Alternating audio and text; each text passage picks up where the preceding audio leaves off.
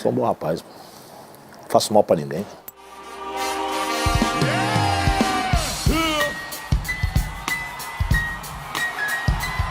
Intenção é ruim, esvazia o lugar. Eu tô em cima, eu tô afim, 1, 2 pra tirar. Eu sou bem pior do que você tá vendo. Preto aqui não tem igual, 100% veneno.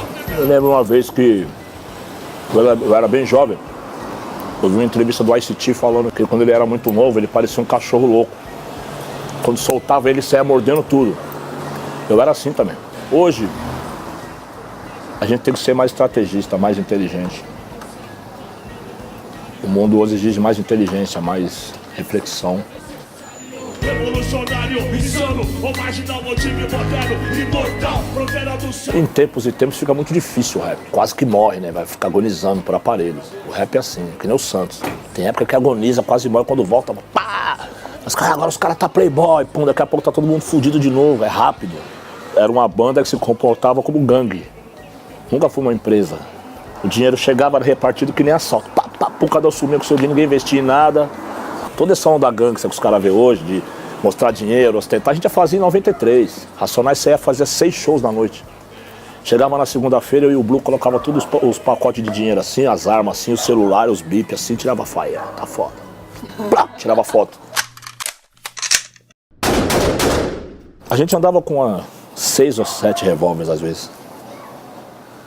Os 3 vocalistas, cada um com um, a gente cantava armado. Né? Você já usou arma? Já usei bastante. Você já matou alguém? Graças a Deus não. Espero que não, né? Mas você já atirou em alguém? Já atirei. A gente foi assaltado. A gente tava cantando e alguém, o motorista foi no banheiro e ficou assistindo o show. Alguém arrombou a van e pegou tudo que a gente tinha, documento, todas as roupas. Aí nós fomos buscar, quando nós chegamos, nós fomos ver, os caras estavam separando e já saíram dando tiro na gente. A gente tava tudo armado, moleque, né? E aí vocês recuperaram tudo? Algumas roupas só.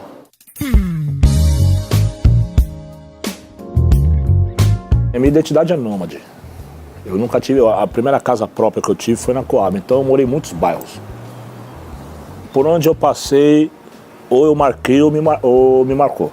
Todo mundo falava de racismo. Eu falava, meu lugar mais racista que São Paulo não existe. Eu moro em qualquer lugar do mundo. Até em Berlim eu moro, mano. Aqui é pior que lá. Você se considera machista? Sim. A gente acaba sendo criado num sistema machista. Falar que não é mentira, não sou, lógico que é. Claro que é. É difícil pra gente admitir todos os direitos iguais. É difícil pra um homem admitir um casamento aberto. Uma mulher com outro homem. Não dá, entendeu? Mas homem contra mulher, tudo bem. Não, então, o machismo te dá essa distorção, essa justiça distorcida, né? Essa coisa... Você perguntou a verdade, né?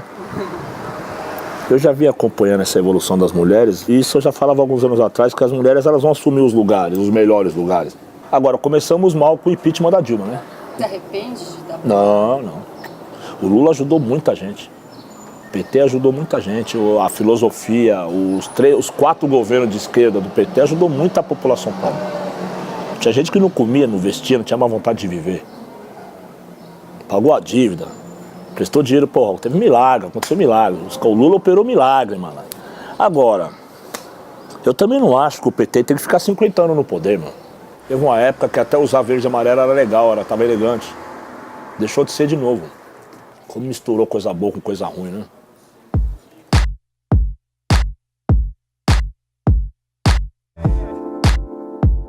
Você me deu uma segunda vida. E se tratando de Racionais, eu não tenho saudade de nada do que já foi. Eu gosto de música antiga, discoteca, funk, papá, mas do Racionais eu gosto de agora, não do que era. O povo nosso era muito desorientado, muito manso, muito entregue à própria sorte, né? Então, conforme as ideias começou a direcionar, aí começou a ficar perigoso. Que é o que os caras falavam de politizar o povo, né? De deixar o povo articulado e tal. Falou, bom, é isso mesmo? Então tá bom, né? Tá articulando o povo? Tá. Ah, então vamos continuar, tá bom. Vai ser bom pro povo? Vai. Hoje em dia, você acha que articular tá bom? Não, tá ruim. Por isso que eu tô pegando leve. Pra bagunçar, eu falo, agora eu tô romântico. Mas às vezes eu mesmo repenso, eu questiono, eu sempre fui romântico. Sempre acreditei em coisas impossíveis. Eu podia falar do muro sujo, mas eu falava de outra fita que tava do lado. Botava um colorido, né? Elogiava a tiazinha, o moleque. Eu percebo isso agora. Depois eu olho pra trás, lá das coisas que o Racionais fez. Tinha arte naqueles problemas ali, os problemas estavam expostos, mas tinha batida, tinha rima, tinha um monte de coisa. Personagens, né? Vida real, possibilidades, outras utopia pura, não ia ser nunca. Outro mundo que é você, paraíso carnal, exuberante. Eu lembro uma vez na escola, Copa do Mundo de 78, França e Itália, eu nunca vou esquecer. Aí eu fui falar, deixei escapar que meu pai era italiano, na hora do jogo da Itália com França. Os moleques começaram tudo a rir, nunca vi italiano de cabelo duro. Ah! Italiano de cabelo duro, fudeu, pra que eu fui falar isso? Nunca mais eu falei isso. Eu falei, mesmo, eu sou meio moreninho.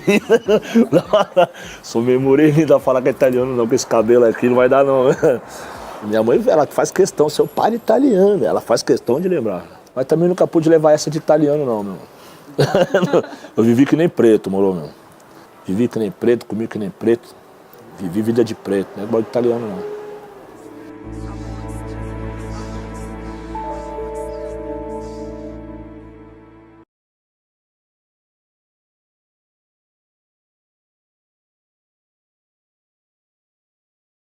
Mano Brown no estúdio do Metrópolis. É hora da gente conversar sobre música, sobre o novo disco dele. E é um disco que é o primeiro disco solo do Mano Brown, um integrante de uma das mais importantes bandas de rap do Brasil. A gente pode falar, talvez, a mais importante banda de rap do Brasil, Racionais MCs. Mano Brown, bem-vindo ao Metrópolis. Que prazer. O meu. Muito prazer. Para falar de Bug Night, que é um álbum que traz muitas referências suas, referências diversas. Você percebe que é uma pessoa que tá com a música ali na vida, no sangue, né? Você ouve música o tempo inteiro? O tempo inteiro. O tempo inteiro? O tempo inteiro. O que você estava ouvindo no carro quando você veio pra cá? Tava ouvindo um pendrive de um amigo meu só com o balanço do Asa Branca de Pinheiros. Uau! Só com aqueles funk dos anos 80, né? Então, estamos aqui nesse caminho, Tá no né? caminho, tá no caminho. Anos 70 e anos 80 são as suas maiores inspirações dentro da Black Music ou não? Eu nasci em 70, né? Então, a fase que eu peguei de música legal, 77 até 83, acho que é o lance do disco. Entendi. Que é essa fase de, sei lá, 4 ou 5 anos no máximo. De 77 a 82, 81. Que foi uma fase de transição, né, da disco pro rap, pro hip hop. Ah, sim. E foi um momento mágico, né, que misturou, tava todo mundo vivo, né, os monstros estavam todos vivos, né, Claro, claro. de vários gêneros.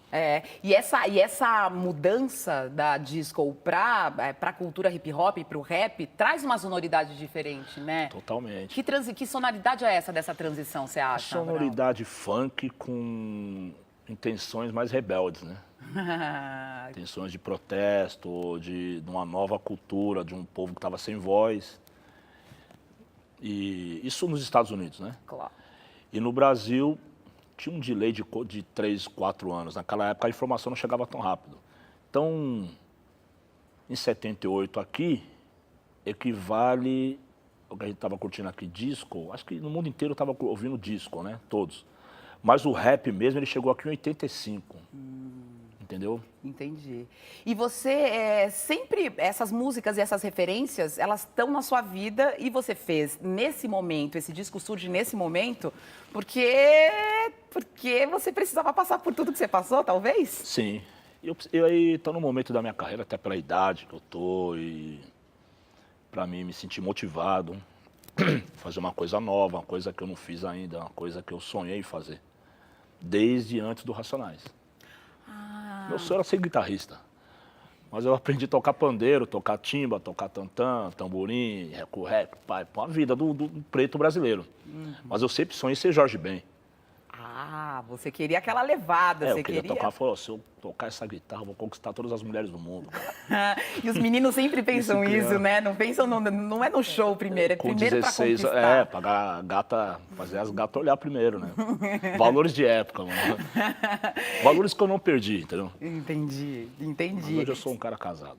Pois é, valores que não perdi, mas você está comportado. Centrado, né? Hoje eu dou prioridade à carreira, né? Muito bem. A música. Esse menino de 16 anos frequentava os bailes? Muito, desde os 12. Frequentava Minha muito mãe os saía bailes. pro samba, eu ia pro funk. Eu pulava a janela e ia pro funk. E pulava a janela porque ela não deixava. Porque ela não deixava, eu era menor, né? 12 anos, moleque de 12 anos. Eu não imagino meu filho com 12 anos na rua de madrugada sem mim. Mas isso nos anos 80 podia. Não é a violência que é hoje. Claro. Entendeu? Então, eu voltei intacto, né? Pois é. E você nesses bailes ouvindo e curtindo e pegando todas essas referências. Aprendendo a dançar, aprendendo a sobreviver com os mais velhos, como se comportar, como conquistar uma gata. Vamos ouvir o som então, né? Dá uma olhada. Ela é na homem, ela é clara, é doce, ela é dana samba.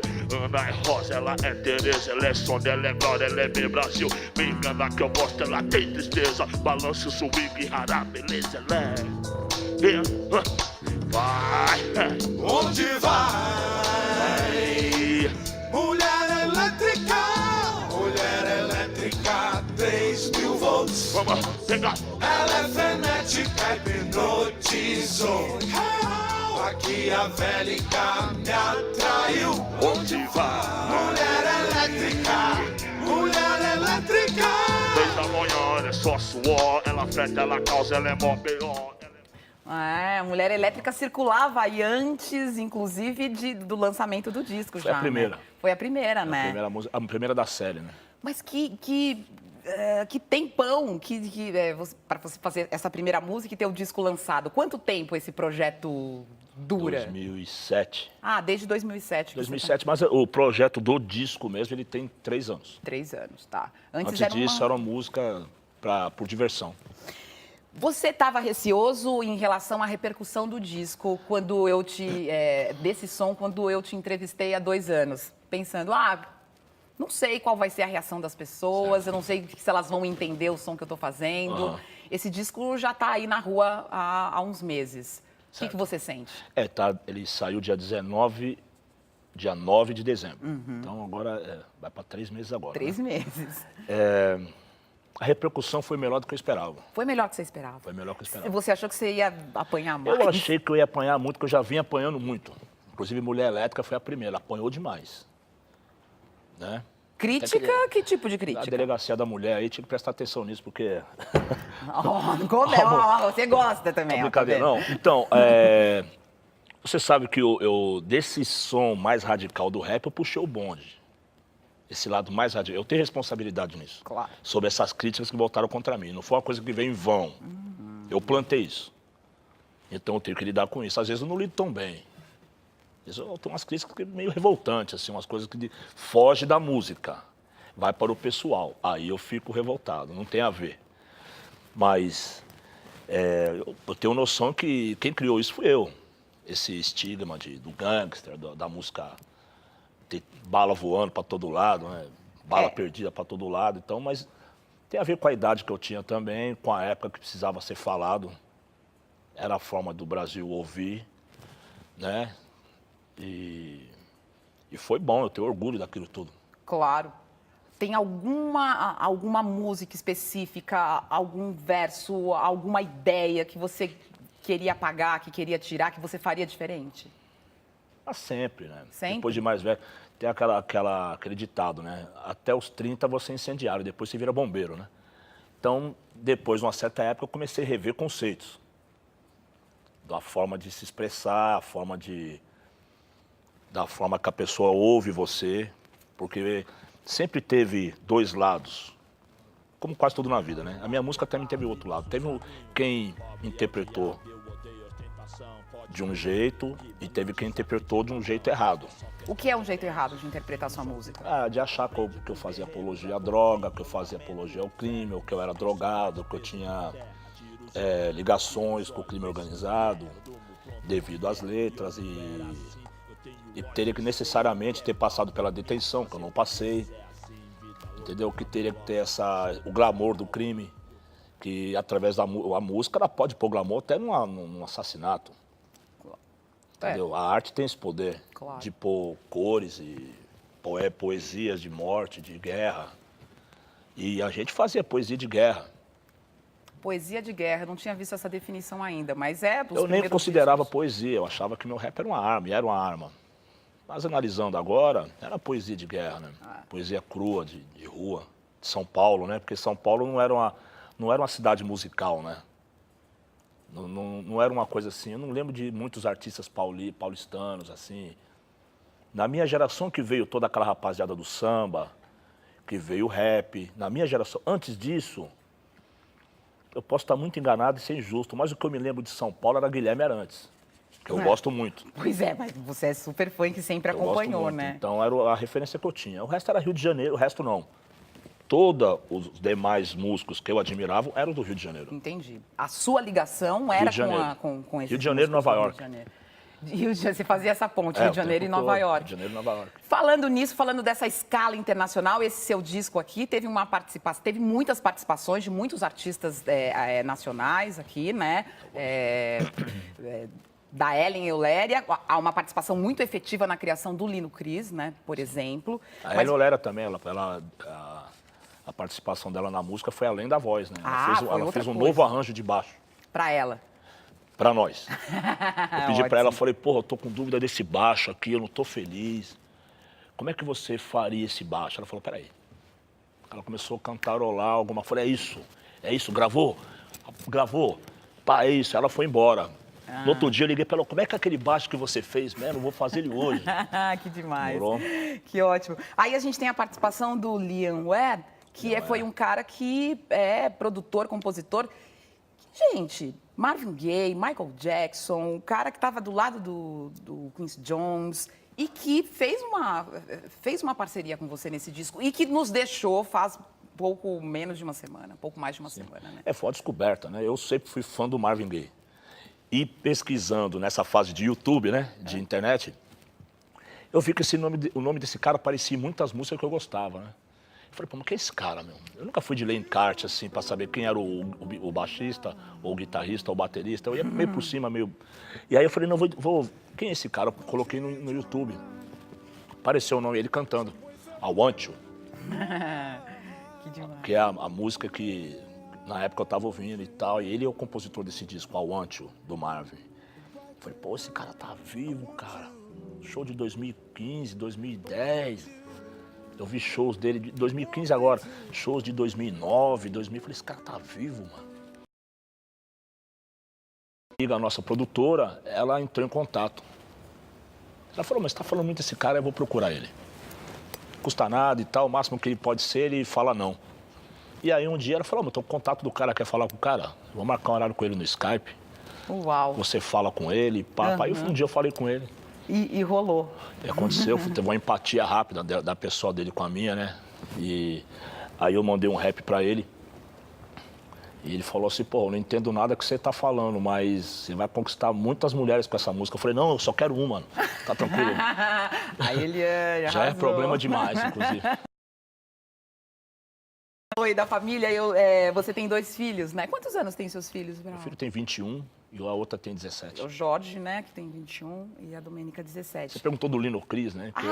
É verdade. E aí o Lino Cris foi mais do que um braço direito, né? Ele foi cérebro, foi coração e foi braço no disco.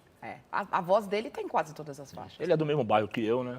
Vocês são amigos de infância? Sim, ele é mais novo que eu, 4 anos. No concurso que eu ganhei, ele já era estrela da gravadora. Aos 14 ele já era estrela. E eu era um aspirante. Tem esse lado, né? Que legal, e vocês estão juntos no palco. E ele canta muito, hein? Canta muito. E cantar pra você, não só rimar, como é que é pra você? Eu sou... A maioria das harmonias, eu que dei. Passei a harmonia, mas eu não sou o cantor. Eu sou o compositor e sou vamos dizer assim, o arquiteto da ideia. Mas não sou o cantor, né? Entendi. O cantor é o Lino Cris e os outros, né? Mas isso é um começo? Você está pensando em se aprofundar nisso? Você tem vontade de cantar mais? Eu preciso aprofundar nisso. Precisa. Eu preciso porque a banda vai precisar de mim, né? E eles mesmos falam, pô, bom, você colocou muitas vozes no disco. E não usei maquininha para afinar. Eu não deixei. Eu falei, não, se é para fazer isso, tira a minha voz. Lino, canta aí. Não, eu não. Tem que ser você. Ah, então não tem nenhum truquinho ali pra... Pô, eu tive o aval do Ed Mota, pô. Quem mais? Então tá O cara valendo. falou, não, bicho, porra, tem que ser você. Se for outro cara, não tem graça. Eu falei, não tem, mas tá desafiado. Ele tá, não. Tá bom, bicho, vai nessa. Eu falei, pô, Ed Mota, Uau. meu ídolo do R&B Soul, falando que eu tenho que ir nessa. Ali, né, meu? Seu Jorge. Puta cara, né, meu, ícone da música negra, né, brasileira. Claro. E aí você foi nessa. E tá aí o disco, tá na rua. Deixa eu fazer a história, deixa eu voltar com a história dos seus filhos, porque eu queria fazer uma ligação, que são 2 jovens negros no Brasil de hoje, de 2017. E como é que você vê você como um jovem negro de 17 ou de 20 anos e eles hoje? A visão que eles têm em relação à questão racial, ao posicionamento deles em relação a essa questão, a política é parecido com você, é diferente? Eles agem diferente, essa geração é diferente em que sentido, Brau? Eles já nasceram com a política no sangue. Ah. Diferente de mim, que fui adquirindo com o tempo e com os mais velhos. Eu era muito ignorante. A palavra é essa. O cara que não sabe das coisas é um ignorante, não é que eu era bruto ou essas coisas. Também bruto também. Mas a gente não tinha informação. Nos anos 80 a informação não chegava. Claro. E ideias políticas raciais, muito menos. Claro. Você sente que essa geração fez essa conexão? Então, pelos meus filhos, eu vejo assim, eles são politizados na raiz. Acho que pelo próprio berço deles, né? Toda aquela ideia dentro de casa, que eu sempre fui muito falador, assim, dessas coisas. Está no sangue deles, né? Mas eles lidam isso de maneira diferente, né, A Domênica, mais radical, né? Por ser mulher, o momento da mulher, esse novo momento da mulher, das lutas, né? Mulher negra e tal. O Jorge, mais discreto, mas também muito consciente. Eles dão muita cara para bater essa geração, eu acho, sempre, Eles são valentes, né? Eles são mais confiantes do que a gente era. Eu acho também. E o baile vai rolar dia 12 de maio. Lançamento do Bug Night, dia 12 de maio, no Citibank Hall, Uau. em São Paulo. Com banda. Já montei a banda, vou começar a ensaiar agora. Tirar aquele som que eu sempre sonhei, né? E espero atender as expectativas da rapaziada. Você espera atender as expectativas ou você espera atender as suas próprias expectativas? Eu preciso deles. É Preciso verdade, deles, né? é verdade. Então eu preciso da aprovação deles também. É lógico que eu fiz o disco pra mim também, né? Do meu gosto. Mas eu preciso do público. A gente precisa do povo. O povo é a alma, né? A minha música eu fiz pro povo. E ela ainda é pro povo. Ainda é pro povo, sempre será pro povo. Sempre será. É pro gueto essa música? É pro gueto. É pro gueto. Boa pergunta. Todo mundo acha, o Brau tá querendo alçar voos maiores, cantar pra classe A. E pá, fala, não. Se a classe E quiser ouvir o som do Brau, eles vão vir. Mas eu fiz pro gueto, sempre. Eu fiz as músicas lá dentro do gueto. Fiz as letras lá dentro, pus voz lá dentro. Entendeu? A gente tem um estúdio lá, eu fiz letra lá, eu passei 3 anos escrevendo músicas lá. Eu vou terminar com uma pergunta que é difícil de responder, mas eu queria saber a sua opinião. O que você está achando do Brasil hoje? O Brasil está no mesmo rumo que o mundo está tomando, né? Radicalismo. Né? Se você tirar pelos Estados Unidos, acabamos de falar ali, saiu do Barack Obama para o Trump. É verdade. Agora a gente saiu do Lula para a Dilma, da Dilma para o Temer. E agora temos um prefeito, temos um governador, temos um presidente e temos um povo todo de direita. Igual o Tim Maia falava, né? O único país que o pobre é de direita, né? Mas a gente vai ter essa realidade. É uma realidade. E o que se faz diante dessa realidade? Lutar. Eu vou continuar lutando. Quem é da luta, vai lutar. Eu sou da época da dívida externa, que o Brasil pagava os juros ao FMI. Depois eu passei pela fase que emprestou dinheiro ao FMI. Agora estamos numa outra fase, né, Eu vou continuar lutando, como eu sempre lutei. Quem é da luta vai lutar sempre, com governo de esquerda, ou de direita, ou de centro. Eu vou lutar, nunca deixei de lutar. Mesmo porque nesses governos, entre aspas, de esquerda, não foi nada fácil pra gente.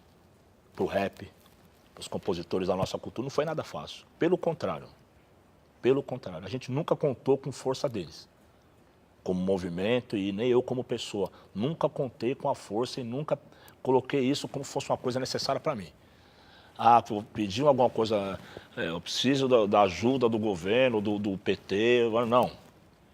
No governo Dilma, o rap passou por uma das maiores crises que teve, em todos os tempos. Foi no governo Dilma. Né? Todo mundo lá, esses caras devem ganhar dinheiro do PT, devem ganhar dinheiro. Não, mentira. Foi uma pior fase para nós. Sua por luta incrível não tá que ligada. pareça. Sua luta então não tá tá ligada. ligado. Não tá ligado. É independente. Mano Brown no Metrópolis, um prazer imenso ter você aqui. Obrigado. Tô esperando esse show. Obrigado. Sei lá, com a banda. Você, seu esposo. Vamos lá. Produção. Estaremos lá. Brown, muito obrigada. Obrigada por esse baile. Obrigado. Tamo junto. Obrigado. Valeu.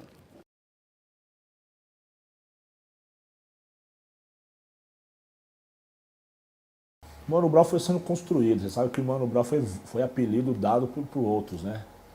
Era Brown porque o Brown vem de uma... Era mula de ônibus, fundo de ônibus. Eu fazia samba, certo? Eu tocava repique de mão. Sempre no final do samba, ou já quando eu chegava, eu começava a fazer umas batidas americanizadas no repique de mão. E sempre tinha alguém que levava um rap, fazia aquele som, tipo um Grandmaster Flash. Tinha uns amigos meus que cantavam. Tinha uns caras que cantavam Rudine, amarrou, e não amarrou. Morou, era os refrões de bailão, e no repique era um som. Os caras, ó o Dennis Brown, que era o James Brown. Era uma mula, não era um elogio. Aí eu gostei do Brown. No começo eu chamava Paulinho Brown. Eu pichava os ônibus com o vulgo Paulinho Brown. Tinha também o Dindon Brown, que era o outro mano. Mano foi colocado... que eu me lembro assim depois, mano. Não fui eu que pus esse nome. Eu lembro assim que tinha um rap nosso que falava sou eu, Mano Brown. Acho que era isso. E aí não era que eu era o Mano Brown, o nome Mano Brown. Tipo um mano. O NWA falava Homeboy, Easy, não sei o que, a gente meio que nessa trilha da... E aí quando eu chegava nas festas, os caras... Teve um dia que chegou na festa, aê, Mano Brown! Gritaram e foi ficando isso aí. A gente estava na São Bento e fomos convidados a entrar no lugar de um cara que tinha faltado numa demo. Eu era a quinta opção. Eu estava acabando de chegar. E faltou um cara. E como eu cantava sempre no latão na São Bento, eu comecei a fazer uma fama ali. Quando o cara chegou na São Bento perguntando, apontaram pra mim. Aí chegou, quem é os caras do Capão que rima pra caralho aí, que canta pra caralho? Os caras, ele aí, ó. Apontaram pra mim. Foi assim que aconteceu. Então, me segue. Cheguei lá, tava o KLJ, tava o Ed Rock lá. Tinha outras cantoras, os Gêmeos, era uma dupla de rappers, eles estavam lá. Eles eram molequinhos, eles cantavam. Tinha mais 3 grupos. E ali a gente gravou aquela demo, a demo não foi pra frente, né, mano? Eu gravei 2 músicas, o Ed Rock gravou 2. Eu já tava com o Blue. O Ed Rock e o KLJ eram uma outra dupla. A gente não tinha nada a ver, certo? Eles gostaram do nosso som e nós gostamos do som deles. Nós gostamos do show deles.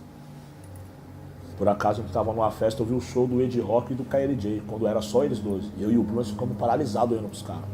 E nessa fita demo ele estava de novo, coincidiu dele estar. Aí virou uma amizade ali e tal. Essa fita, por que eu tô falando quando eu levei, como começou a ver essa coisa como séria? Porque foi dali pra frente. Devido a essa demo não ter ido pra frente, tinha uma possibilidade de alguém gravar essa demo, de alguma gravadora, ia ser oferecido em alguma gravadora essa fita. Mas eu morava aqui no barraquinho ainda, tudo era possibilidade remota. E não virou, não sei, não virou, mas era uma fita boa, ela fez uma certa fama na São Bento, uma fita cassete. Ficou na São Bento, rolou de mão em mão ali, aí tinha 2 músicas de cada grupo, ali tinha umas 10 músicas, tinha uns 5 grupos, 10 músicas. E tinha 2, o Ed Rock mais 2, morou? Os Gêmeos tinha 2, outros mano, a Sherry Line tinha 2. O Ed Rock falava um barato e o Kleber respondia com a mão. Uma picape de madeira. Pra nós, que era daqui da Zona Sul, uma fazendão, não tinha nada, nós vimos o cara responder na picape, nós ficou, mano. Falou, cara, os caras é foda, os caras. Eles acabaram de cantar, nós fomos cumprimentar os caras, agarramos os caras, mano, abraçamos. Porra, DJ, você é bom pra caralho, abraçamos ele. Eles ficavam até assustados com nós. Porque eu e o Bruno, nós era espalhafatoso, né? Falava alto pra caralho. DJ, puta que pariu, caralho! E o Kleber era discreto, sempre foi discreto, né? E aí fizemos uma coletividade, porque os caras, eles eram os caras negão, né, mano? Os caras é negão que nem nós, pá. E pá, tá adiantado, né, mano? Quando a gente ficou amigo mesmo, eu ia daqui todo dia pra lá. Eu não tinha dinheiro pra pagar um ônibus, eu pegava 3 pra ir, 3 pra voltar. Descia por trás de todos. Eu e o Bruno era assim, né? Comendador, deixa nós descer aí, já fazendo a cara feia, ele batia, nós descia. Não tinha dinheiro. Eu ia todo dia pra casa dos caras. Quando veio o público, aí o bagulho ficou aí, ficou sério ali. Ali ficou sério. Era um negócio de arma, morou? Tinha arma, tinha bandido, tinha um monte de assassino, tinha um monte de coisa. Entendeu? Tinha um fanatismo. Tinha acabado de descobrir uns bagulho muito louco, mas tava pique chapado, mano. E em 2 anos eu descobri que também o tudo era só pra mim, não era pra todos. Então muitos não tinham aquele compromisso que eu tinha. Eu poderia ter tirado muita cadeia por causa dessas ideias no começo. Tá ligado? Eu tava pronto pra isso. Pra tirar cadeia pela causa. Eu tava pronto. Era isso ou nada, entendeu? Ou nada. Nós fazia show todo mundo armado. Nós cantava todo mundo armado. Os 3 armados, mais 4, 5 manos armados em volta, e era o ritmo. Nós saía daqui com 8 revólver. Cantar rap era isso. Ou você podia ser roubado, podia ser morto. Nessa a gente resolveu, saímos do lance do Negro Limitado, foi gravar fim de semana no parque. Que foi a outra fase. Falava da periferia no geral, entendeu? Falava do negro, mas não falava tão com aquela ideia do movimento, pá, aquele bagulho que... Morou, eu achei que tava até a mais já. Anos 2000 já tava assim, já tinha um montão pagando já. De bandido pra caralho no rap. Então, eu como eu amo o rap, eu não ia dar a cabeça dos meus irmãos na bandeja pra ninguém, mas também virou um circo. Mas eles não viram o começo do lance. Pra chegar nesse estágio que você podia ir às festas cheias. No ano 2000 já foi festa cheia. Os maiores nomes do rap tava todo mundo aí. Eu via muita gente falar, pô, rap nos Estados Unidos, aqui no Brasil não anda. Vai andar como? Não pode andar. Tava comprometido com um monte de ideia pesada pra caralho. Pô, vamos passando mal. 2000 foi assim, até 2010. O Racionais passou por essa fase. A gente tava com o disco demorou 4 anos pra ser entendido. Nós tiramos, eu decidi, eu levei a ideia de tirar o Racionais e sair de cena, mano. Ficar 2 anos fora, só olhando. Foi bom e foi ruim. Eu vi o mundo virar de ponta cabeça. Dá pra ser esquecido em 2 anos, fácil. O Brasil é bom nisso. Os outros caras também fizeram uns projetos solos aí nesse... Foi bom pro grupo, Brau? Sim. Que sentido? Bom, fortalece o individual, né? Você vê aí, tem grupos que os caras, fulano sai do grupo e grava solo e o grupo nunca mais é o mesmo. Poderia acontecer com a gente também, mas, por exemplo, todo mundo no grupo é capaz de se sustentar fora do grupo, entende? É bom isso, essa independência dos caras, dos 4. Vocês não têm dimensão do que nós éramos quando nós começamos. Muito menos do que qualquer coisa hoje, mano. Se o moleque de funk começar hoje, ele já era maior do que nós na época, começando naquela época. Não era nada mesmo. Pedia na festa pra cantar uma, de graça. Passava pela peneira da Chique Show pra cantar uma na sexta-feira. Pegava uma fila, dobrava o quarteirão. Passava por um crivo dos caras, todo mundo em cima da mesma batida. Morou? E eles iam escolher se você cantaria ou não. Eles agendavam você pra ir cantando na próxima sexta, se você fosse um grupo muito bom. E a gente tinha aquilo ali como o maior troféu, cantar uma música. Você entendeu quem era a gente? Nenhum grupo hoje passaria por isso. Você tem ideia, um sambista era tudo nessa época. Um cantor de rap não era nada. A gente não era nada, mas a gente era diferente de todo mundo. Então eu sabia que se levasse a sério e se desse continuidade, podia ser alguma coisa. Quando lançou aquela Homem na Estrada, fim de semana no parque, que realmente pulou, virou outra coisa, Porque quando eu falei pra você que a gente mudou os temas e eu parei de falar só do movimento negro pra falar da periferia, ali o bagulho deu um pá. Pulou da casinha, moro? Pulou pra fora do quadradinho do rap. Pulou. Ali já tava perto do que eu calculei. Ali estava perto do que eu calculei. Não o que nem está hoje. Hoje não. Mas no Homem na Estrada estava perto do que eu calculei com o Kleber. Estava perto. Quando eu vi tocar em 3 casas na mesma rua, aí estava perto. Você pensa no futuro dos seus filhos, assim, quando você pensa na... Quantos anos está seu filho hoje? Não, meu filho tem que fazer a vida dele. Eu penso no futuro. Ele já é homem já. Já está aí já. Ele tem o controle sobre ele. Eu não protejo ele da vida. Mas você é um cara que faz questão de deixar o canal de comunicação aberto ali, até porque você não... Especialmente pro teu filho ali. Meu filho, eu troco ideia pro meu filho que nem eu falo com você. De homem para homem. Minha filha, sim, eu já trato com um pouco mais de cuidado, mulher e tal. Mas ela é bastante inteligente também. É independente, então tá suave. Tem muito moleque sem pai aqui nas quebradas, né? O que você acha que é a influência disso no dia a dia, assim? Ó, parceiro, desde aquela época, família não era o nosso forte. Ter família. Já naquela época, família montada era para raros. Uma família inteira. Era mais normal não ter pai, não ter uma mãe, do que ter pai e mãe na casa. Realmente isso é uma coisa que não era só um problema meu, isso era de muitos. Eu, no caso, é porque eu não tinha irmãos, então eu era sozinho mesmo. Mas muitos dos meus amigos não tinham pai, já na época. Ou porque estava preso. Então não é esse comportamento de revolta, não é devido a isso, falta do pai. Às vezes o cara tem um pai em casa, também não tem. Eu vejo alguns caras que tem o pai, mas o pai é vítima também. É 2 vítimas, entendeu? Ele se sente um derrotado, ele não tem autoridade sobre o filho. E isso é mais normal, entende? É 2 fudidos juntos. Então o moleque vai ver o que o mundo tem. É o que eu vejo muito, isso. O rap é um meio bem machista às vezes, né, Brão? O Brasil é machista. É. E o rap é retrato do Brasil. Feito por brasileiro, certo? Machista. Ponto. E você acha que tem melhorado um pouco? É porque as mulheres estão ocupando o espaço. Não é que o homem está cedendo, ele está perdendo.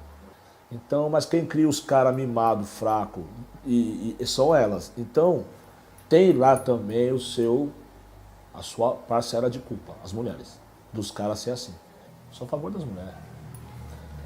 Entende? O homem teve a oportunidade de fazer o que ele quer. Desde que o mundo é mundo, o homem teve no comando da situação, né? Quem sabe se as mulheres talvez mude, né? E você já teve vontade de se envolver no terceiro setor, Brown? De tentar atuar mais ativamente? Ou isso é... Como é que você enxerga isso? Não, esse lance de ONG, pra mim, eu nunca gostei de nem ser associado a isso, pra falar a verdade. Apesar de eu estar sempre envolvido com quase todas, por onde eu passei, eu me envolvi, eu fiz alguma coisa. Entende? Mas eu acho que hoje é um conceito ultrapassado, ONG. De trabalho posso até estar ofendendo algumas pessoas, mas na minha visão, fazer um trabalho onde que o governo deveria fazer é andar para trás. Ou então deixar de ser ONG e virar governamental, né? Receber para fazer o trabalho, já que o governo não dá conta, pagar as pessoas que têm capacidade para fazer, pagar os professores voluntários, pagar certo. O professor voluntário ganha mal pra caralho, e ONG. O Brown, você está mais confortável na posição de ser, você gostando ou não, você é referência para uma molecada de periferia e tal, você está mais confortável? Tem muitas referências. Eu posso ser uma, mas tem muitas outras. Muitas referências. Eu sou uma referência, tem muitas outras referências. Tem muitas referências. Tem muitas. Mais de 100, sei lá, 1000. Não é? Isso é uma parada que te incomodava antes, tá mais de boa com isso? Ou... Não, eu acho assim, não é que me incomodava, eu não gosto de ver cegueira, tá ligado? Tipo assim, você tem que estar com a visão 3D, entendeu? Todas aquelas ideias do começo dos anos 90 foi muito importante, elas são importantes, mas dali pra frente, cada um com seus problemas, mano. Entendeu? Tinha que ter sido visto isso, certo? Não pode ter esse negócio de grupo ONG. Grupo de rap ONG. Não, ele é obrigado, por que não? A responsabilidade é de todos.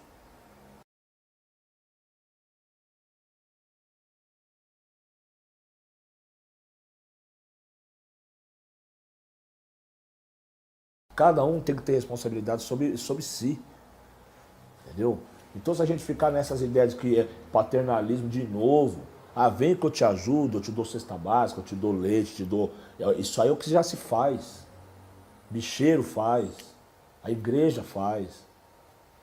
Morou? Fizeram com os índios isso aí. Quando o Brasil começou a ser Brasil, fazia isso com o índio. Dava coisinha para as pessoas, para ter as pessoas cabeça baixa ali. Isso tá errado, irmão. Tá ligado? Tá errado. Tirar as pessoas da condição de igual. A condição de igual é que faz a liberdade para a pessoa. Se sentir igual, pelo menos assim. Mesmo que eu estiver duro. Eu não posso me sentir menos que você. Por quê? Porque o cara me deu 1 quilo de açúcar. Pô, que merda, meu. Por causa de 1 quilo de açúcar, tem que ficar a vida toda agora com aquele cara. Porra. Para, cara. É o mínimo, é o básico. Não tinha que estar ninguém dando açúcar pra ninguém. É o mínimo que tinha que ter, irmão. O fruto disso são oposições, né? Hoje aparecem uns caras aí dizendo que a gente é do governo, a gente é isso e aquilo, porque a gente participou daquilo lá. Que era uma prioridade. Hoje em dia eu não sei se é prioridade. Eu não sei se é prioridade reeleger o PT, por exemplo. Não é uma coisa que eu estaria de corpo e alma, entende? Eu não sou louco. Tá ligado? Mas na época era. Faça ou morra. Tá ligado? Era isso. Questão de prioridade. Praticidade. Era necessário pôr alguém lá que falasse alguma coisa do que a gente pensava. E os caras, era o Lula, entende? E agora a gente somos acusados de ser governo. Porque eu já sabia que aconteceria também. Eu já sabia que ia acontecer isso. Lógico que eu não esperava vir do Lobão. Mas eu já sabia que de algum arrombado ia falar isso. Eu esperava que o arrombado fosse o Lobão. Que era um cara que estava do meu lado. Naquela época, ele era do mesmo lado. Na verdade, eu não sei o que revoltou ele. Com certeza não fui eu. Não devo nada para ele. Eu não sei o que revoltou ele. Não faço parte do governo. No momento de prioridade eu fiz parte. Participei porque era prioridade para o povo negro que o Lula ganhasse. Aí você falou agora que você já não sabe mais se é prioridade o PT ganhar de novo. Não, já não é prioridade. Eu acho que as pessoas têm direito de questionar mesmo. E eu não vou virar não vou me deixar cair nessa, entende? Defender antigas filosofias. Eu acho que filosofia fez isso para ser questionado. O Lula foi bom nos 8 anos? Foi muito bom. Por que você sente aí como reflexo direto aqui? Eu acho que o mundo precisava disso e o Brasil experimentou disso. O Obama ganhou lá, o Lula tinha ganhado aqui, certo? Depois uma mulher foi presidente, então mudanças drásticas. Num país machista, uma mulher ganhar. Num país racista, um negro ganhar. Aí o Lula, que era um cara que era, entre aspas, semi-analfabeto, que eles falavam, tinha essa lenda, que o Lula era analfabeto, né? Ganhou. Era impossível o Lula ganhar. Entendeu? O Lula tinha perdido 3 eleições direto. Eu participei de todas, mano. Como voluntário. Como voluntário. Entendeu? Era prioridade o Lula ganhar. Se toda a luta é para não ser manipulado e enganado, por que você aceita ser manipulado de novo? Só para ser manipulado para tirar um cara que está no poder e pôr outro. Que não é você, é outro. Virar manobra, massa de manobra, é instrumento de manipulação. Como o Racionais também pode ser, se quiser, se deixar ser. Entendeu? Pode ficar em cima de uma filosofia antiga, fingindo que está fazendo a sua parte, mas na verdade você está covardando. Só o dinheiro hoje em dia não basta, porque realmente, nos dias de hoje, as lentes estão viradas para essas pessoas mesmo. Então está todo mundo olhando para elas, a informação é muito rápida, entendeu? Você está com um dinheiro indevido na sua mão é muito perigoso. Para qualquer um. Para rapper, para sambista, para jogador. Isso não é só o dinheiro, entende? É estar perto. Os caras chamam de network. É o caldeirão da bruxa. É o lobby, entende? Eu tenho um pouco de receio disso. Eu nunca quis estar perto do governo por isso. Nunca quis estar perto. Fui chamado para muitas reuniões do governo. Nunca fui em nenhuma. Entende? É porque o meu lugar não é lá, entendeu? Eu voltava para a esquina de onde eu estava. Mas realmente quando a gente se posicionou a favor da eleição do Lula, a gente ficou marcado por isso. Porque o Lula ganhou e fez a diferença e muita gente não gosta do que ele fez. Como se a gente tivesse culpa disso. De ele ter feito essas coisas, né? Quem votou nele, né? Esse dia eu vi na internet, Mano Brown votou na Dilma. Eu votei na Dilma mesmo. Eu acho que 85% da população na época votou na Dilma. Mas tem 40% agora dizendo que não votou. Como assim? Você votaria na Dilma de novo? Questionaria. Ouviria os que estão em volta de mim. Brau, conta aquela história que você foi no show do B.B. King com o Jorge Ben. Foi aí que você contou pra ele que você homenageou ele no nome de seus filhos? Falei, nós já tinha falado já antes. E ele? Ah, ele já foi homenageado por 300 milhões de pessoas, né? Eu sou mais um, né, mano? Sou mais um, sei da minha Mas não é posição. qualquer um, você é mais um, mas não é qualquer um. Ah, pra ele eu sou mais um, imagina, o Jorge bem conhecido. Conhece os maiores músicos do mundo, ele já trabalhou. Você não esperava que você ia gravar com ele um dia? Não, eu esperava, era uma meta. Eu quando eu quero uma coisa é foda. Era uma meta, um dia eu gravar com ele. Como é uma meta, um dia eu gravar com um desses americanos que eu curto aí, tá vivo aí. É uma meta, por isso que a gente pega força, sempre quer fazer mais, né? Ainda tem esses sonhos, né? Eu sou fã do Pá de Cara. Então, agora você consegue gravar com praticamente qualquer um que você convidar, assim. Quem tá nessa lista aí? Eu quero gravar com o Leon Ware, E dos nacionais? Cassiano, Tá tentando faz tempo. mas ele né? não quer, Não vai rolar? ele não quer. Mais algum aí nessa lista dos nacionais? Roberto Carlos. É mesmo? Ah, sei lá, o cara, né? Você falar que não ignorou o Roberto Carlos, pô, Não, pelo amor de jamais, Deus. pelo amor de Deus. E você gosta do disco do Criolo? Você acha que ele é um cara que Inteligente, conheço rompeu ele, um conheço ele. lacre aí importante pro rap? Ele é um cara que ele sabe que ele tá, onde ele tá pisando. Ele sabe. Ele passou também pelo submundo, né? Ele sabe o submundo da música, do meio artístico aí, do começo. Ele sabe. E ele chegar em outros ouvidos acrescenta o que pro rap, de modo geral? Mas não tem que acrescentar para o rap. Entende? Tem que acrescentar para outras pessoas, para as pessoas. Não é prioridade acrescentar para o rap. O rap é só uma classe. Eu não sou a favor de defender classes, cara. Entendeu? O rap tem que servir, não ser servido. Tem que saber se manter. Entendeu? A gente não pode esperar que quando, por exemplo, se um cara lá do rap chega lá em cima, que ele olhe para baixo e comece a ajudar nós aqui embaixo. Não tem nada a ver. Não tem nada a ver. Não pode ser assim, não deve ser isso. Não pode ser isso.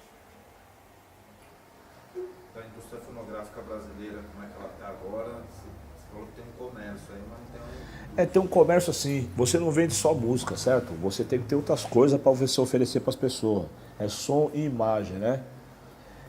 Então já não é mais o fonográfico, já é um monte de coisa. É uma cauda longa, né? São várias coisas. É a música, mais a imagem, mais a roupa, mais a pessoa, mais o posicionamento dela.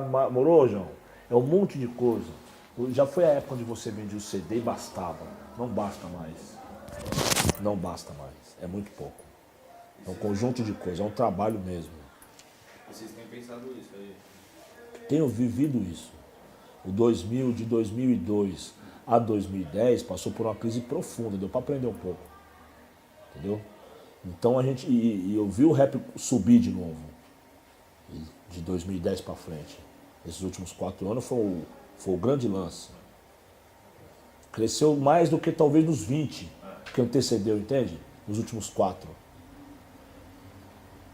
E aí entra o lance da internet... Por essa visão profissional que está sendo instalada agora. De que é um movimento estabelecido e que tem que ser levado a sério, tem que ter compromisso, horário, organização. Entende? Não é só um discurso, não é mais aquele bagulho do adolescente. Agora são homens. Entendeu? Você botar o seu conhecimento que você aprendeu naquela causa. Como é que você consegue mostrar?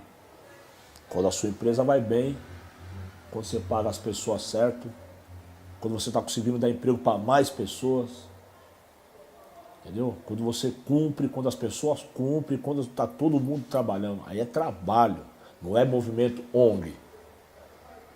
Onde um faz e um monte de gente sem condição de fazer nada. Não, você tem que dar condição das pessoas fazer para elas ganhar seu dinheiro.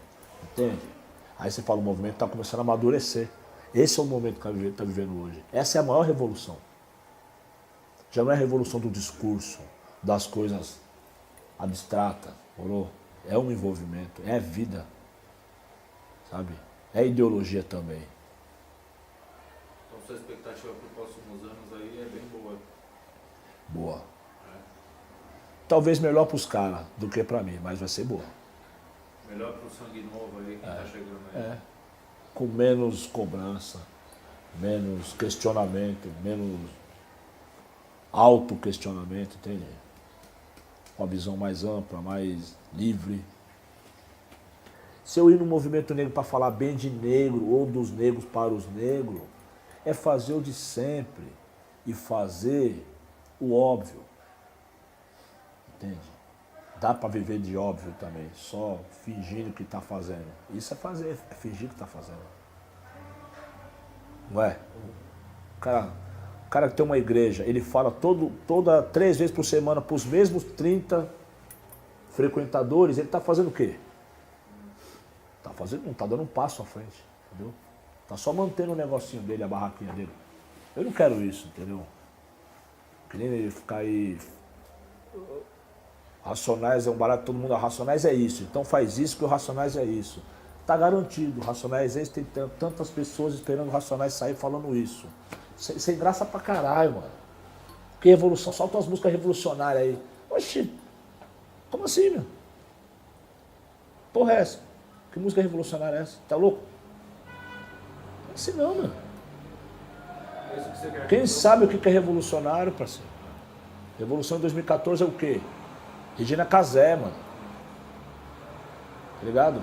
Olha o programa da televisão brasileira hoje. Querendo ou não. Entendeu? Isso aí, ó, tá intragável. Movimento negro, movimento nosso aí vai. Entendeu? Vomitar quando ouvir isso vindo de mim. É isso. Pessoa que vem lutando, vem melhorando, vem corrigindo, vem estudando, vem acompanhando. Chega um momento que faz um grande programa. Tudo? Morou? Do jeito que as pessoas são, fazendo o que elas são, vivendo o que elas são. Entendeu? Não tenho vergonha de ninguém ali, eu tenho orgulho. Não tem ninguém ali que eu me envergonha.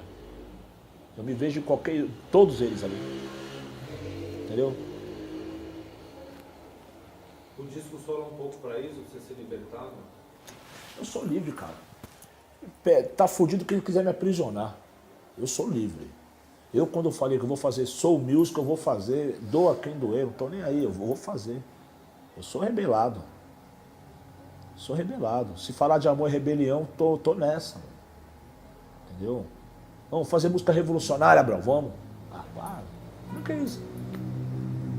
O que é revolução hoje? Falar que a polícia mata? Qual que é a sua cartilha aí para 44 anos contrariando a estatística aí? A lição, se tivesse uma lição, é o seguinte. Eu sempre fiz tudo com paixão, cara. Entendeu? Se você for ver aí durante a entrevista, eu falei de dinheiro o tempo todo, mas eu nunca fiz só por dinheiro. E nunca foi o dinheiro em primeiro plano. Entendeu? Então, o que acontece? Sempre a paixão na frente. Foi o que me guiou. Agora, cada um tem necessidades diferentes um do outro. Posso também ver o cara viva de paixão, sendo que a família dele tá ali precisando de comer, entendeu? Então é isso também. É o resgate do ladrão também, é o resgate do... Entendeu? É a vida, meu. Tem esse perfil também, o rap também. De resgatar, da condição do cara sair de uma vida abaixo da linha e sobreviver. Tem o lance da grana também, do dinheiro. Morou? Tem tudo isso, Júnior. É por isso que é fascinante, entendeu?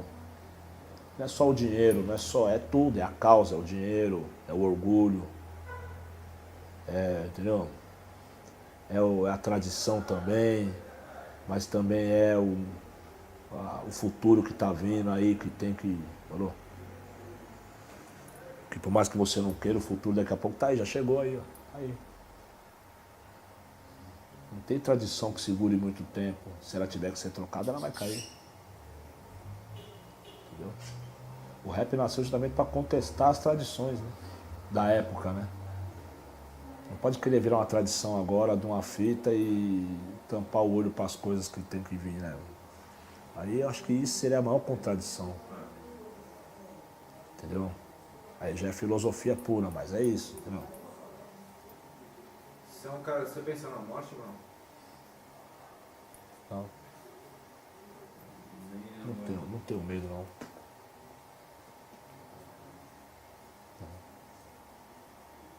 Tem mais alguma parada que quer falar aí pra mim? Não.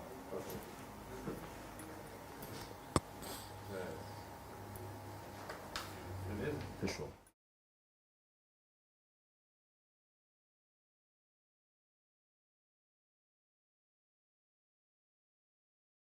Tem música que eu não canto mais. Esses dias, sem querer, os caras soltou uma das músicas que eu pedi pra não colocar mais. Eu tava lá atrás, eu vinha milhando. Para, vamos ser linchado, porra! Se liga no momento do Brasil! O quê?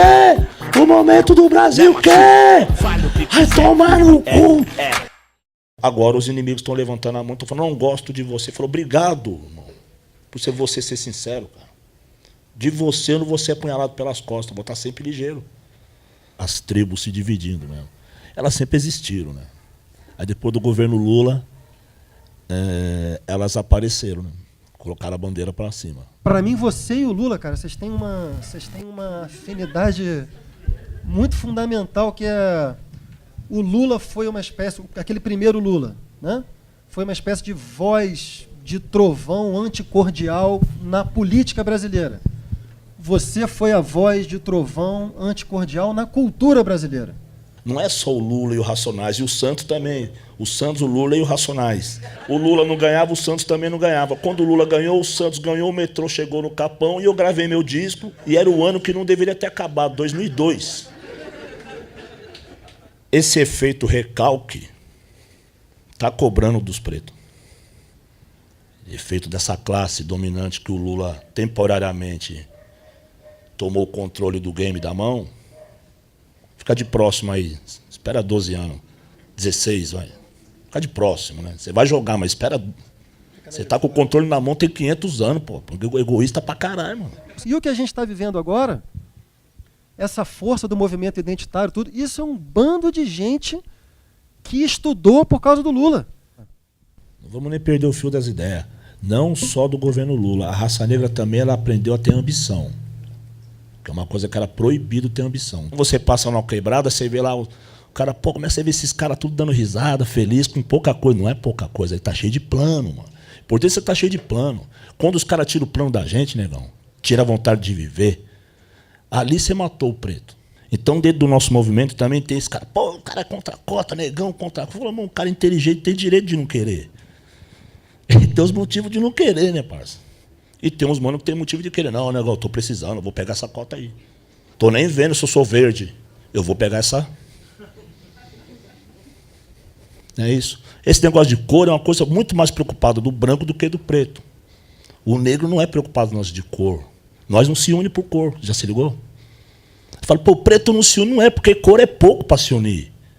Precisa de mais. Eu vejo os negros mais procurando a modernidade e o futuro do que coisas ligadas à raiz, mano. Porque a raiz já está impressa no cabelo, na foto do vô, nas histórias que ouviu. Então, o que passou, passou, mano. O negro está se negando a isso. Não é ele que está se negando. O mundo está se mudando. E as culturas se procurando. O conceito de lugar de fala, ele é como uma moeda. Ele tem duas faces, né? Na primeira face, ele vai dizer de maneira correta e urgente que a vivência concreta de indivíduos pertencentes a grupos subalternizados dá acesso a uma dimensão dos conflitos sociais que a abordagem teórica feita por pessoas sem essa vivência concreta não é capaz de alcançar. O que já está acontecendo.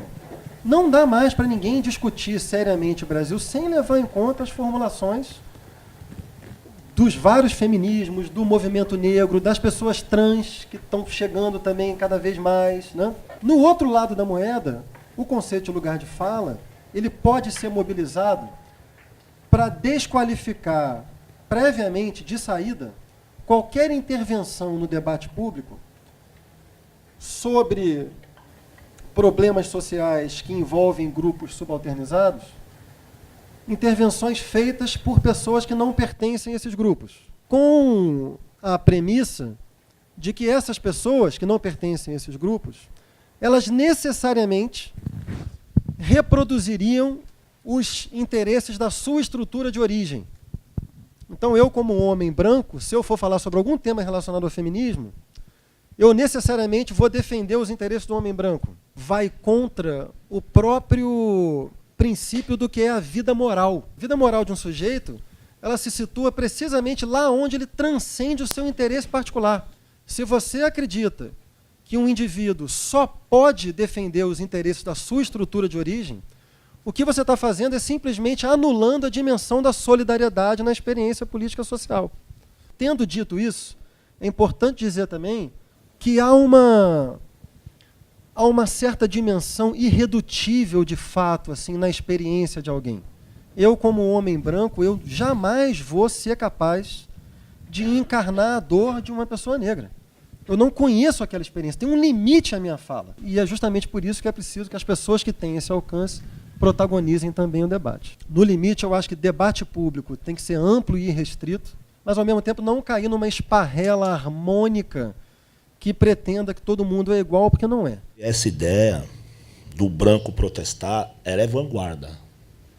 Porque tem uma tendência de todo mundo achar que só a vítima pode reclamar, né? Então, veja bem o que aconteceu. Está dentro desse contexto.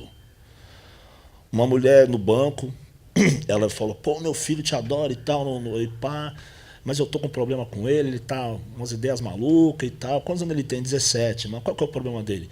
Ah, ele canta rap, sabe? Mas ele tá muito revoltado, ele briga com as pessoas, ele não pode ver qualquer coisa de racismo que ele vai em cima. Aí ela tinha a pele clara, eu falei, que cor que é seu filho? Ele é branco. Eu falei, porra, é mesmo, pô, seu filho é brilhante, mano. Você devia ter orgulho do seu filho, cara. Você tem um filho branco que luta contra o racismo, você tá com vergonha dele. Você tá reclamando de um cara brilhante pra mim, meu. Dá meu telefone pra ele aí, ó. Ela é mesmo. Eu falei, pô, você tem que entender, mano. Moleque é brilhante, moleque é branco, pula na frente de um preto quando vê injustiça. Você tá achando que ele é estranho? É você que é estranho, mano. Eu acho que a sociedade brasileira ela está passando por uma transformação profunda, uma passagem da cordialidade ao confronto. Em meio a um processo que é fundamentalmente justo, há determinados traços que, a meu ver, são preocupantes e que exigem um debate público mais amplo. Um desses traços é o que eu chamo de convocações totalizantes de parte do discurso dos movimentos ditos identitários, que se traduzem em premissas do tipo a vítima tem sempre razão, deve-se ter sororidade incondicional. Tudo isso é muito positivo. Mas tem um efeito colateral perigoso nessas identificações. Você passa a não aceitar que nada possa furar esses mecanismos de identificação. Então, esses discursos eles começam a se blindar e não aceitar nenhum tipo de dissenso. A condição de vítima estrutural não implica necessariamente que se esteja com razão em qualquer caso particular. Justiça sempre exige uma tensão, uma articulação entre o universal, que é o campo do direito, o campo das leis, e o particular, que é a análise do caso concreto. A gente possa abrir mão dessas premissas totalizantes. Eu, como um cara, filho de preto e branco, eu já me vi dos dois lados, às vezes colocado à força de um lado ou do outro. Teve cara que falava, o Brau é branco. Falei, baseado no quê? Eu falei, Ó, sua cor, seu nariz. Pá. Fala, não, mas tudo bem. Eu vou ter que deixar meu cabelo crescer, cara, pra você ver minha raça, ver meus bagulhos. Vou te mostrar outras coisas, não sei o que você quer ver. Não é possível. Olha pra mim, cara, você é daltônico, malandro. Você não tá vendo? Ou você não quer ver, você quer me diminuir, você quer me desempoderar. Que aí tem o outro lado, quer desempoderar o cara. O cara é mulato, tá com discurso de negão, eu vou derrubar ele. O negócio é esse de mulato querer ser preto. No Brasil, mulato sempre quis ser uma outra coisa, né? O mulato foi marginalizado também. Tem um filósofo negro norte-americano que publicou um livro importante nos anos 90 chamado Race Matters, que é o Cornel West. Cornel West abre o livro falando, ó, no momento em que eu estou aqui escrevendo, o hip hop está explodindo nos Estados Unidos e no mundo, e os seus protagonistas estão, na sua quase totalidade, encarcerados. É justamente isso que designa o conceito de apropriação cultural. Ele trata não de pureza cultural, ele trata de uma dinâmica de desigualdades. Povos e culturas subalternizadas que têm uma larga contribuição na criação de determinados bens culturais são expropriados da capitalização desses bens, tanto do ponto de vista de prestígio, quanto do ponto de vista propriamente financeiro, que é identificado pelo conceito de apropriação cultural. O conceito de apropriação cultural é pertinente. Como é que você transforma a pertinência desse conceito em ações políticas que possam corrigir essa dinâmica de desigualdade cultural? No caso do turbante, na minha opinião, essa tradução é problemática, porque toda cultura é forte na medida em que as suas produções culturais circulam livremente. É assim que as culturas andam. A pertinência do conceito de apropriação cultural que embasou o caso, ela tem uma certa dificuldade em se traduzir numa estratégia política verossímil e consequente. Verossímil porque é inverossímil pedir às pessoas da sociedade que deixem de usar determinados signos que pertencem a outras culturas que não a sua. Então, como é que você endereça essa dinâmica de desigualdade? Eu acho que você tem que tentar endereçar em nível estrutural. Por exemplo, teve uma marca do Rio de Janeiro que lançou uma coleção onde tinha turbantes e o lançamento da coleção foi só com modelos brancas. Aí errou. Esse lance de apropriação cultural, ele no Brasil, é o seguinte, um precisa do outro o tempo todo. Então o que acontece? O branco ele se apodera de coisa do negro desde que o negro pôs o pé aqui. E na medida do possível a gente se apodera das coisas deles também. Ponto. Colocamos piano no samba e vamos ficar ricos tocando piano com batucada. Assim, tem coisas que eles estão gostando. Ele quer usar turbante, pô, turbante. Tem que ser aquele barato do Silvio Santos. Quer trocar um turbante por um carro 0 km? Sim! Prefiro o carro, mano. Fica com o turbante, loura. Vai, ó. Da hora seu turbante. Se a troca fosse justa assim, tava bom, mas não é assim, né? Meu? Então, não é que o branco quer tomar a nossa identidade através de um turbante. O turbante é um símbolo, né? Onde de tudo que já é tomado no dia, mais o turbante, né, mano? Então, você vai ver gente negra reclamando. Claro, tem que reclamar. A camisa do Racionais está indo para onde? Para rave? Não.